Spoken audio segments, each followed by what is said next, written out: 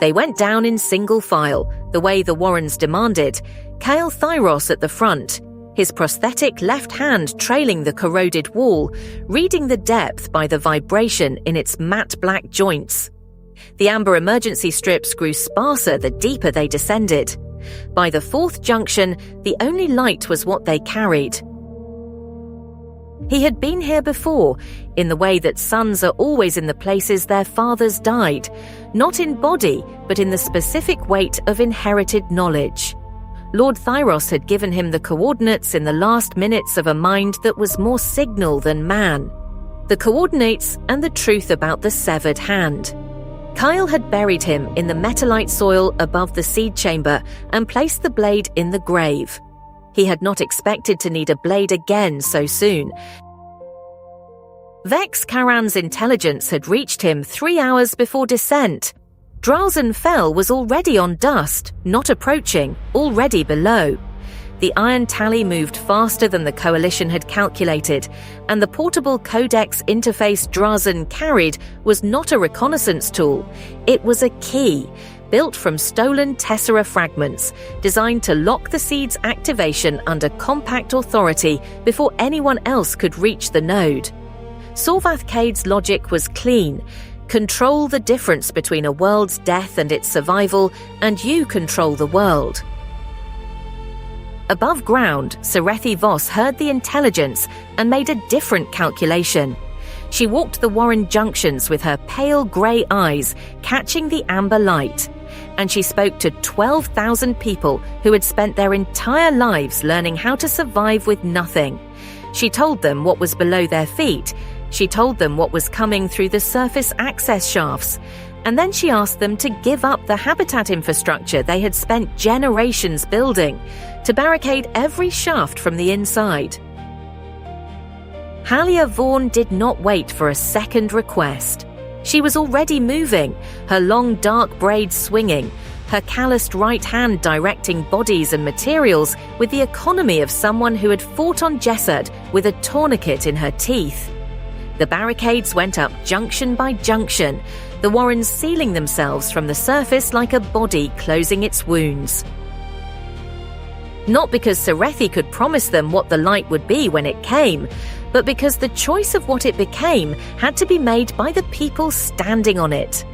She pressed her back to the junction wall and watched them move. 12,000 years of accumulated survival choosing in a single hour to bet on something they could not see. In the deep tunnels, Kael's squad passed the place where Lord Thyros lay.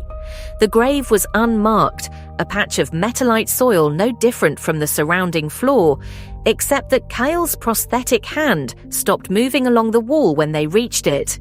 He did not speak. He stood for exactly 3 seconds, and then he descended further. The seed chamber announced itself before it was visible, a hum that climbed through the soles of boots and settled in the sternum, a resonance 8,000 years old and patient as geology. The tunnel opened, and the scale of the chamber erased every prepared thought. Blue-white light pulsed along geometric seams in the curved walls, slow as a sleeping breath. The concentric rings of the control interface rotated at the chamber's center, Progenitor script cycling in a language that had no living speakers. Drazen Fell stood at the interface platform. He had not heard them come, or he had heard them and decided it did not matter. He was a man built for decisions that did not require hesitation, and he had made his. The portable Codex interface was already open in his hands, its stolen translation fragments projecting a lock sequence onto the control node's surface, overwriting the rotating script with compact cipher. He stood over the ground where Lord Thyros was buried, and he did not look up until Kael spoke his name. The name carried in the chamber the way sound carries in a space that was designed to hear specific things. Drazen looked up. His flat dark eyes held no cruelty, only the recognition of a man who had been waiting for exactly this interruption and had decided before it arrived that it would not stop him.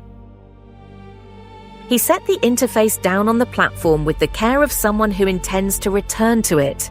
Then he drew the heavy, single-edged blade from his left hip, its wrapped hilt worn smooth by a decade of use, and he stepped away from the node. Kael drew the blade he had not meant to carry, the one he had taken from the grave. They fought in the blue-white light of a chamber that had waited 8 millennia for a voice and was instead given blood. It was not elegant. The floor was alien material that responded to pressure with faint illumination, and their footprints blazed and faded as they moved, a record of every step neither man would remember. Drazen was larger and trained in the Iron Tally's close-quarters doctrine, controlled, economical, each strike designed to end rather than wound. Kael was faster and fighting with the specific fury of a man who had watched his father's mind dissolve into a signal and had buried him in the soil of a death world and had carried that burial down into the dark. The prosthetic hand caught Drazen's blade on the third exchange, matte black composite against steel, joint mechanisms grinding, and held it long enough for Kael's right hand to find the angle. It was not a clean blow. Nothing in the chamber was clean. Drazen fell against the interface platform, and the portable Codex device shattered on the alien floor, its stolen fragments scattering across the illuminated surface like the last pieces of Sorvath Cade's plan. Kael stood over him, breathing. The chamber hummed. The concentric rings of the control interface, freed from the compact's lock sequence, resumed their slow rotation, script cycling again, patient, waiting. He pressed the communicator. One word sent upward through the metalite to where Vaylin Drace waited at the tunnel's upper threshold. One word, come. Above ground, the barricades held. The Iron Tally reached the surface access shafts and found 12,000 people's worth of habitat infrastructure, welded, bolted, and braced against them from the inside. Halia Vaughan stood at the central junction with her bandolier across her chest and her irrigation cable bracelet tight against her wrist, and she waited. The shafts held. Vaylin descended slowly, his long, ink-stained fingers moving against his robes, as if writing the phrase one final time on fabric rather than air. Iolin followed, her diagnostic lenses cycling through spectra, her lips pressed together around everything she was measuring and could not say. They emerged into the blue-white light, and Vaylin stopped walking and simply stood in the scale of the chamber, a man in his 60s who had spent 30 years chasing a dead language and had arrived at the room where it was still being spoken in architecture. He knelt before the control interface. The rotating script slowed, as if the chamber recognized the posture. His dark, pupilless eyes moved across the glyphs with the ease of a reader who has finally found a book in his own language. His fingers went still. He spoke the phrase, not loudly. The seed's interface did not require volume. It required frequency, the precise harmonic the mineral paste ash singers had carried phonetically for a century without knowing what they were preserving. Vaylin had learned it from their songs. Understanding, not blood. The last progenitor who designed this door had hidden the key in the throats of itinerant storytellers on death worlds, and Vaylin Drace had listened long enough to learn it.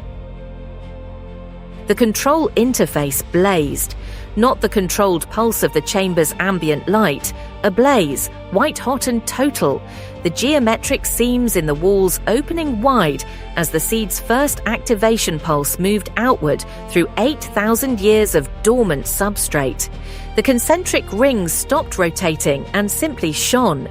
The rotating script resolved into a single-held glyph that Vaylin read and did not translate aloud, because some things are between the living and the dead. In the warrens above, the floor trembled. People grabbed walls and each other. Serethi Voss pressed her palm flat to the corroded metalite and felt the vibration move through her chemical-scarred forearm and into her chest. and her pale grey eyes caught the light that was beginning to seep up through the floor's geometric cracks. Blue-white, warm, smelling of rain in a place that had never had rain. She did not weep. She had not wept since Maren died, but she kept her hand on the floor and felt the world beneath her beginning, for the first time in 12 centuries, to remember what it had been before someone decided it should be erased. Kael Thyros stood at the edge of the chamber's light and looked at the ground above which his father lay. He set the blade down, not buried, not thrown, just set down, with the care of a man releasing something that had served its purpose. House Thyros had ended. What came next had no name yet. That was, he thought, the correct beginning.